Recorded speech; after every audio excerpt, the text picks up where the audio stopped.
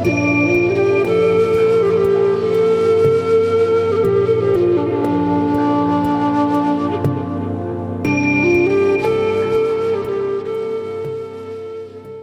Anxiety Slayer podcast is sponsored by BetterHelp. Are stress and anxiety interfering with your happiness? Have you been considering seeing a therapist, but you're not sure where to start? BetterHelp will assess your counseling needs and match you with your own licensed professional therapist so you can start getting the support you need online in under 24 hours. Special offer for Anxiety Slayer listeners: get 10% off your first month at betterhelp.com/slayer. That's betterhelp.com/slayer. Welcome back to another episode of Anxiety Slayer. We're so happy that you're joining us again this week. Something Ananga and I get asked about frequently is if anxiety can cause random pains, sharp pains, or shooting pains. And what we know is that anxiety can cause a variety of random pain, which occurs for no apparent reason, which includes muscle pain, spasms, and even chest pains. But before we dig into this topic, we are absolutely duty bound to say that we are not doctors. We are not qualified to discuss medical advice. If you have any doubt about any pain, please seek care from your doctor.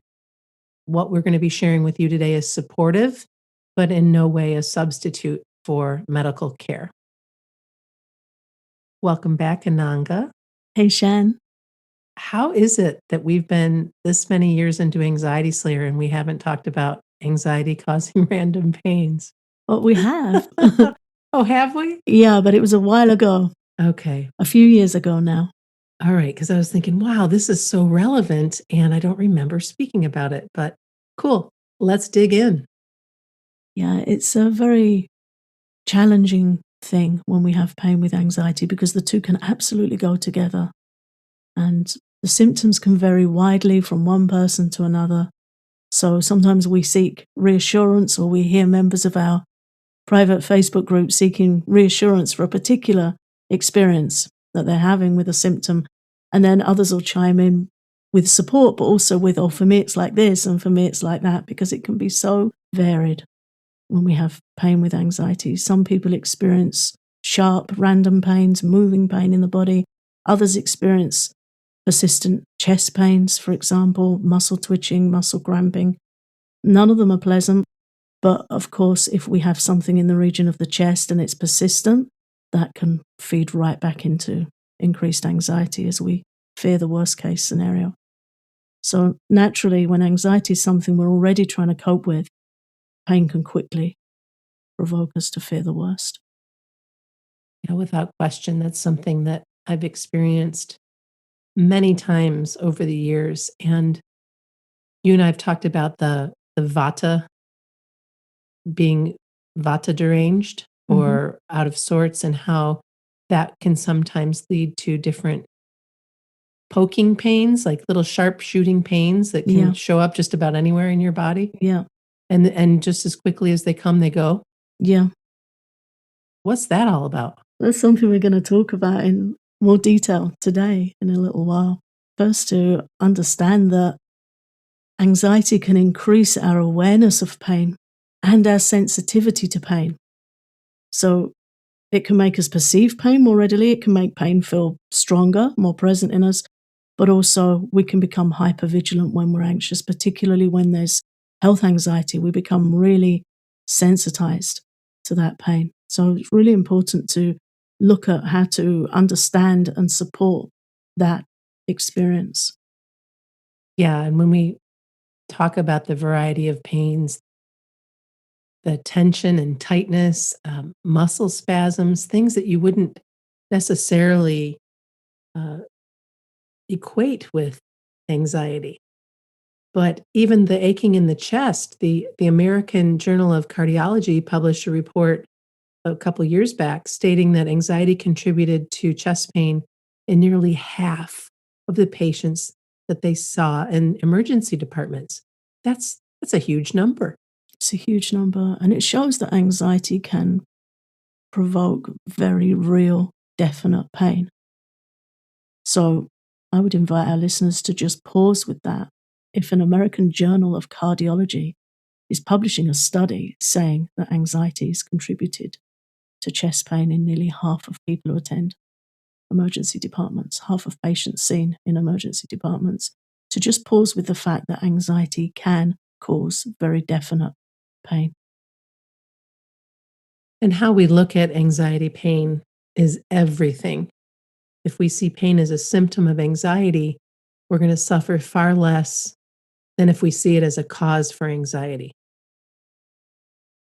And that's something that has been really helpful in my own personal relationship with health anxiety, with symptoms in my body, because I'm incredibly sensitive and can often fixate, as you know, being my friend, be like, okay, something's going on in the left side of my jaw, my tooth, or, whatever. And then, oh, now it's moved over here. And oh, now it's over there, almost like a pinball machine. And it's not that this is funny. Believe me, I don't think this is funny. It's just that I have to find some humor in it on occasion because of the way that it just zings around. And if I don't fixate, I do much better. If I remember that, oh, you know what? You've got a lot going on. You might be a little bit anxious about whatever, and it'll dissipate. Yeah. It will. And not always, but I am one of those people blessed with feeling absolutely everything. Mhm. Yay, I get to feel everything. Mhm. But understanding that the pain can be a symptom of anxiety that deserves attention and care, I can respond to it much better with all of the self-care practices that we share and really ease the pain and discomfort of my mind being a little bit out of balance with everything. Yeah, and I think that's key. What you just said is, understanding that sometimes we're out of balance. Different energies come up in the body, or sometimes there's stagnation in the body, which is very much the Chinese medical view of pain, emotional and physical, which is the theory behind EFT tapping, is that we have this blockage or stagnation in the energy channels of the body, which gives rise to uncomfortable experiences, be they physical or mental or both. And for me, learning that about 20 years ago now was really a revelation.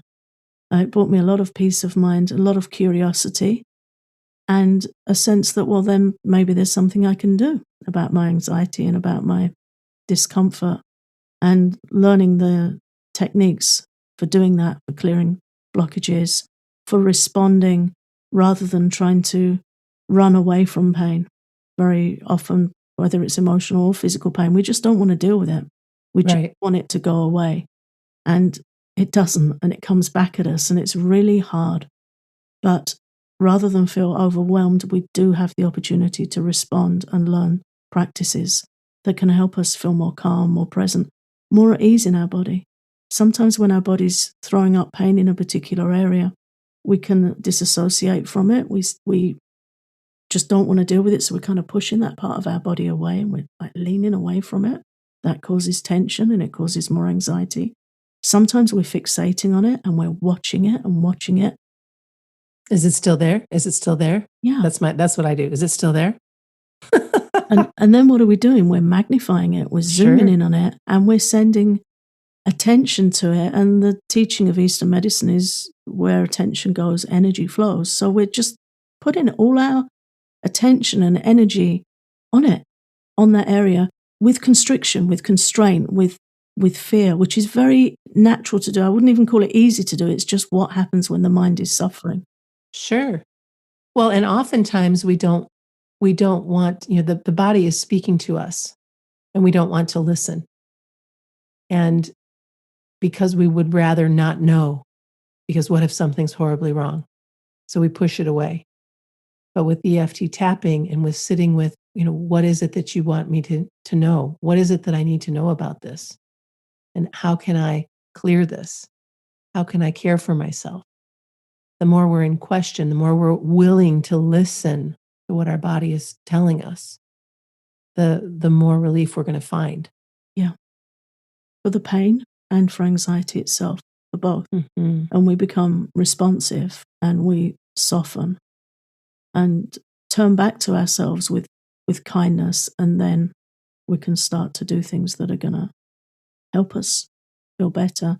And it doesn't have to take weeks or months. We want fast relief when we're suffering that much, but it's not fast in the sense of, you're going to take a pill and it's going to go, but that doesn't exist anyway. Even when we Right. need support from medication, we're told that some medicines take, up to a couple of months to Sure. begin to have their effect. So this impatience and, frantic anxiety that can come in the mind that we just want it to stop makes things very hard for us. But in my experience, repeatedly, EFT tapping and Qigong have shown me again and again and again that in minutes you can see some light at the end of the tunnel. You can start to feel more calm or more in control. There's work to be done. We need to be steady with it. We need to commit to self-care and to doing something regularly. But it is absolutely possible to take that rocketing anxiety down in a few minutes when you are willing to give it a try and you know what to do. I've been enjoying Qigong so much this spring. There's something so calming and smoothing about it. I feel like everything, like I smooth all of my edges Yeah, it's with smoothing. yeah, with the movements and stuff, and it's really easy to follow. It's the way my body wants to move, and I'm really just incredibly grateful for the practice and that I can go to it whenever I need to, and it's not necessarily a long period of time. You can do a qigong practice in 15 minutes. Hmm. You can do certain moves in less time. Kind of like we talk about the calming point. There are different things that you can do to smooth your energy Hmm. with qigong, and certainly EFT. Let's talk about the ancient insight into anxiety and pains that we learned from Ayurveda. Yeah, this was another learning for me that really brought some peace of mind and some understanding into my own nature and where it can go astray and how to turn to it with kindness. So, Ayurveda, as we have often mentioned on the podcast, is India's ancient science of life. And it teaches that there are three primary humours or natures in the body: Vata, Pitta, and Kapha. You can learn more about this on our website. The Vata type is the airy type, the airy energy that governs movement in the body. From the blinking of an eye to the birthing of a child, that's under the government of Vata. And according to Ayurveda, anxiety usually arises from disturbed Vata or increased Vata. And random moving, shooting pains in the body are often caused by Vata too. So without getting too technical and deeply into Ayurveda, I find that a very helpful basic teaching, that there is this system that understands different natures in the body. And you can look at them and say, oh, yeah, if you're feeling like this, it's because this has come up. And then we can ask, well, what do I do about it? Yeah. How do I support myself in helping that feel more comfortable, in reducing the anxiety and reducing the pain? And we can go as deeply into it, learning about Ayurveda as we want, but even just learning some basic, simple principles brings great relief. I'm grateful that we are working on a new course, a new Ayurveda course that's going to be available soon, and where we can dive deeper and take you along with us into a deeper study so that you have a better understanding. Mm. Let's talk more about this moving and shooting pain, because it's something that really can uh, take your breath away, and especially if it's shooting pain in the center of the chest or shooting pain in the foot. That's my foot seems to be where when it happens lately. It hasn't happened in a while, but it's like all of a sudden, like, ow, what's all that about? And then it's gone. As soon as Yeah. there, it's gone. And then it might travel somewhere else and zing me in the shoulder or what have you. Why is it moving? It's a feature. This is something you and I have talked about. It's a feature. We've talked about this moving pain, or just, sometimes I'll just be sitting reading and I'll feel like somebody stuck a pin in one of my toes. It's like, ow! It really feels like it. Um, or I've had shooting pains like through one side of my body and out the other. My daughter and her cousin are both quite Vata individuals, and they talk about Vata random pain. And sometimes I'll just be stood with her in the kitchen and she'll like, oh, and she's got this stabbing pain goes through, and then it's gone. And it might go for a month or two. Yeah. So randomness is a feature of the Vata energy. It's one of the qualities of Vata, and moving also. All of these body types have different aspects to them. So Vata is cold, light, dry, rough, moving, erratic, changeable. So its pain tends to be of those types, of those qualities.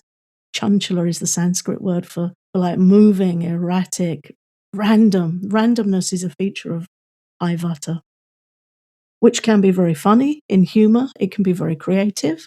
And when it comes to sensations in the body, it can be quite disconcerting. Mm. But when we can understand the fleeting nature of that experience, and not that it's necessarily, again, we should talk to a doctor if we're concerned. Absolutely. We should speak to a doctor and get medical advice if we're concerned about anything in our body. Ayurveda does offer the opportunity for this deeper understanding of random, sharp, intense pain that can come and go, and we do have the opportunity to respond to it with really nourishing lifestyle practices that can help soothe it. And after the break, we'll talk about that. We'll talk about what helps anxiety related pain. Today's Anxiety Slayer podcast is sponsored by BetterHelp. Are stress and anxiety interfering with your happiness and preventing you from living your best life? There have been a few times in my life where I've needed some extra support and wish I'd had an option for online support. BetterHelp will assess your needs and match you with your own licensed professional therapist. To be clear, BetterHelp is not a crisis line. It's not self-help. It is professional counseling done securely online, and their service is available for clients worldwide. You get timely and thoughtful responses, plus you can schedule weekly video or phone sessions so you don't have to leave your home. It's more affordable than traditional in-person counseling, and financial aid is available. You can start living a happier life today. Special offer for Anxiety Slayer listeners. Get 10% off your first month at betterhelp.com/slayer. That's betterhelp.com/slayer. One of my favorite practices for anxiety, for pain caused by anxiety, is oil massage. And it is so nurturing and incredibly effective. And yet, not a lot of people do it. Not a lot of people are aware that this is one of the ways that you can reduce anxiety.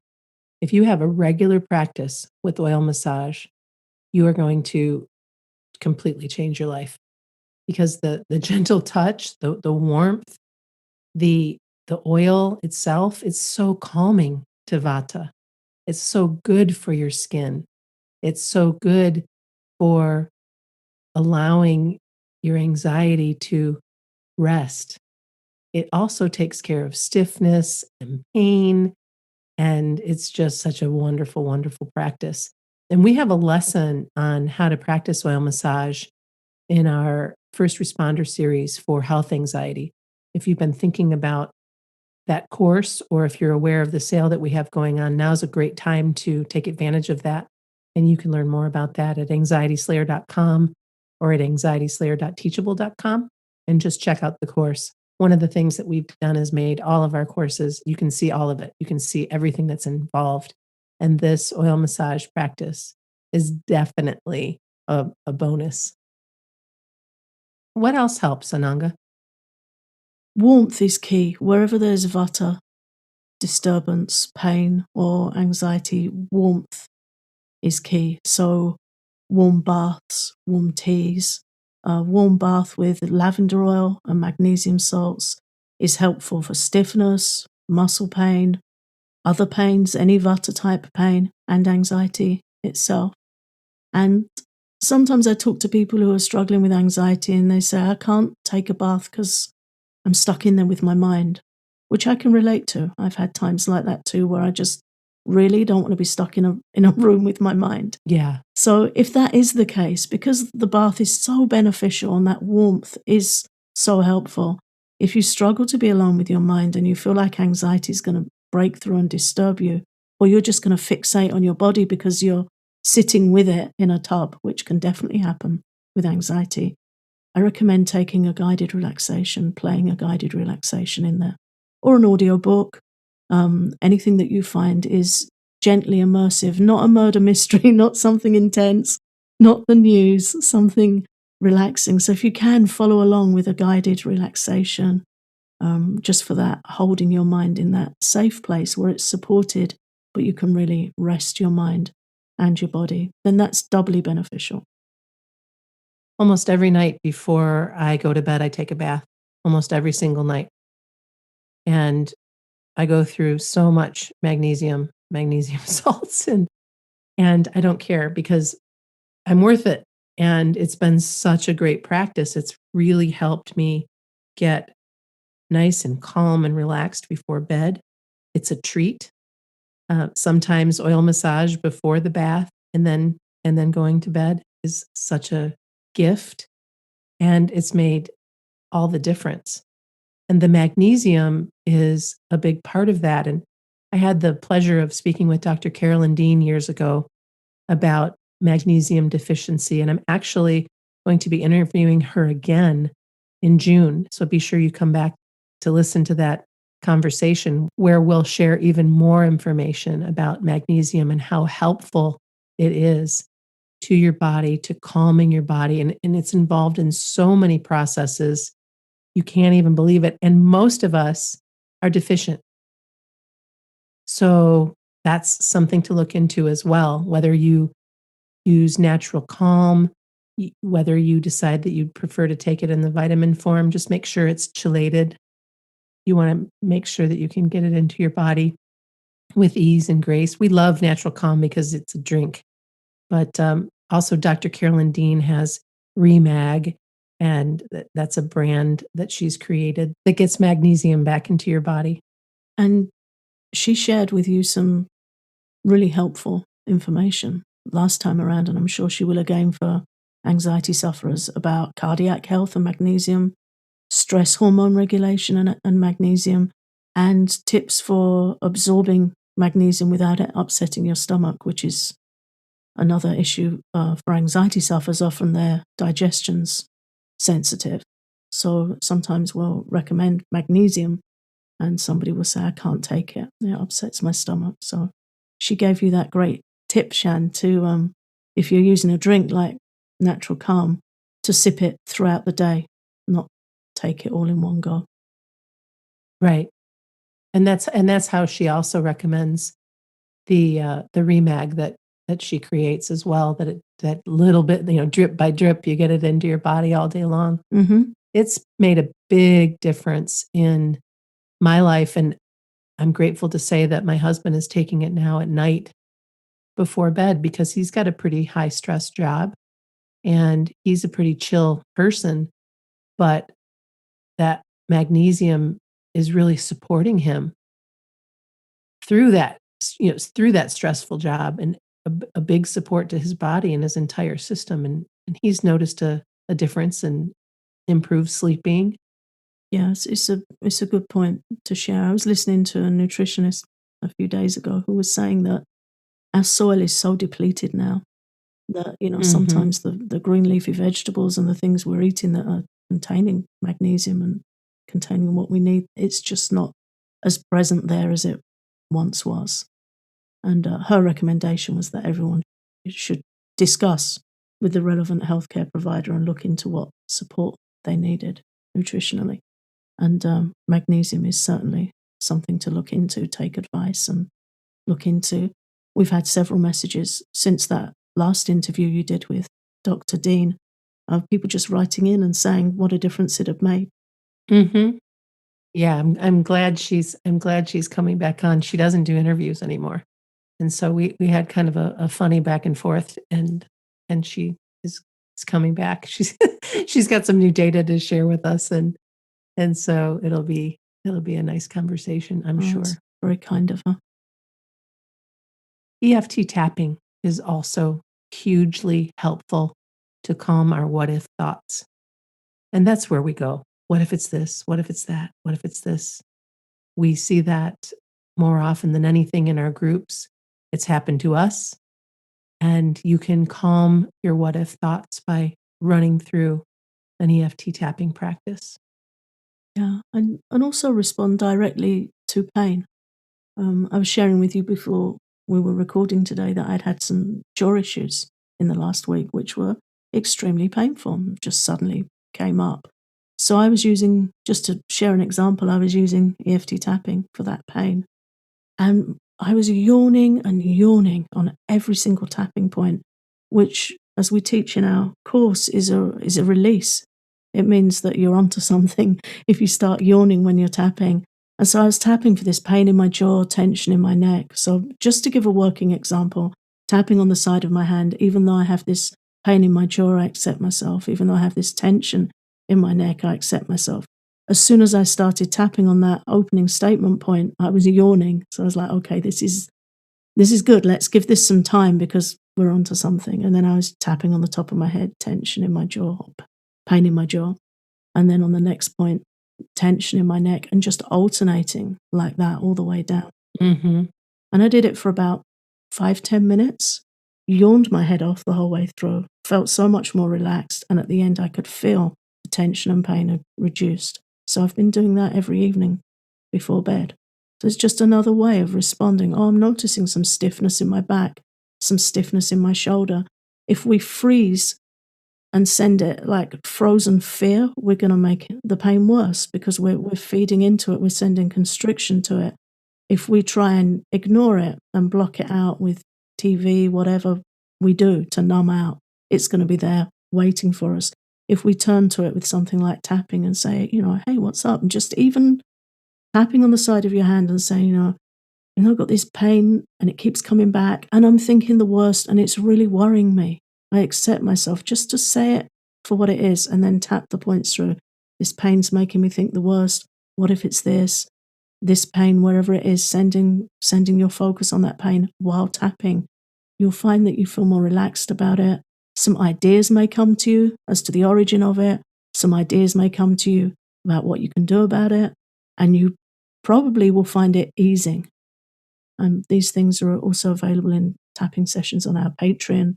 If you want a guided practice to go into that more, and in our health anxiety course, there's tapping in the course there for responding to our stories and our fears around our health, but really worth learning tapping and learning it well enough to get creative with it and know how to apply it to different situations. Absolutely. And the last thing that I want to share is just a little bit more information about Qigong and how that can ease anxiety and the related pain that comes along with it. As I mentioned earlier, it's such a smoothing practice. It really just evens out your energy in such a beautiful way. That's one of the ways that it can help you. And the energy that we carry is so malleable if we let it be. There are things that we can do that we've already mentioned that can really smooth things out for you. So you might want to look into practicing Qigong. And I know, Ananga, you have a couple of different people that you work with for Qigong, and I have somebody locally that I work with as well that does Moxie classes. But who are the people that you practice with? I really like Chun Yi Lin, who is the developer of Spring Forest Qigong. So you can just Google Spring Forest Qigong, spelled Qi Gong. He's a great teacher and has such a beautiful, gentle way of teaching. Somebody I practice with regularly is Daisy Lee. And when I say practice regularly, it's via DVD or streamed classes. Daisy Lee teaches Qigong for women's health.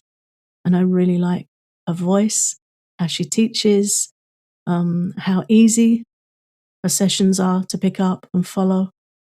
So she has teachings available in the App Store, or if you have an Apple device. You can download one of her DVDs and have it on your phone, or just look her up, Daisy Lee.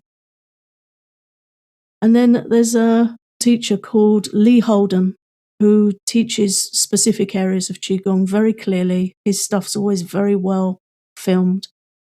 He has a class for neck and shoulder tension, which is often an issue for anxiety sufferers.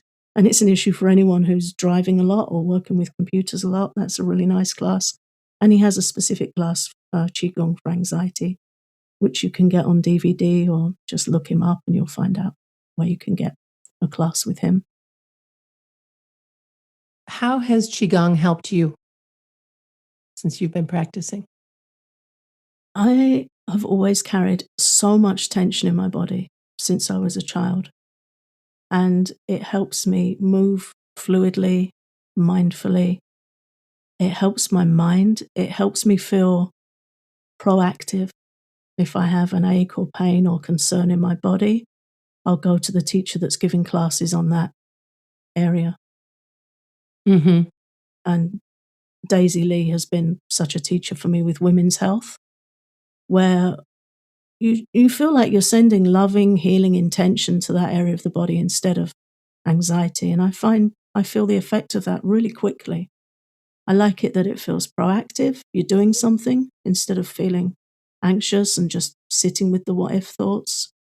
It releases a lot of tension from my body.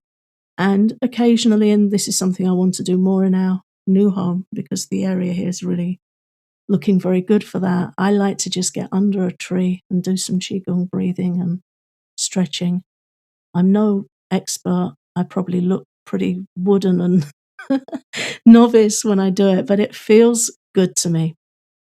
Yeah, it does. I feel the same way. It's incredibly sweet. It's a sweet practice. And the one that I did just recently was for detoxing your body. And it didn't even occur to me that there was these qigong movements that would help you through springtime, as the heat is coming up through your body, and being sweet with your liver and spleen and kidneys, and moving the energy around through qigong. And I didn't mention the name of my teacher. Her name is Michelle Rasich, and she's available on Moxie. She has classes recorded that you can buy, and she also has live classes that you can join. But I really love her energy, and she's local. So I walked down the street to see her for shiatsu. She's a wonderful woman. But she teaches the Five Treasures, which is another wonderful series. And again, there's so many, and we've given you several here today to explore. If you can, give Qigong a try, and it will really change things up for you without question. Yeah, we've been getting some messages from members of our group or private communications from podcast listeners saying that they've started tapping or they've started practicing Qigong and it's helping. They're feeling the Yeah. benefits. And, when there's some hope, when there's something to do in response to anxiety and pain, for me, that's always a very comfortable and positive place to be.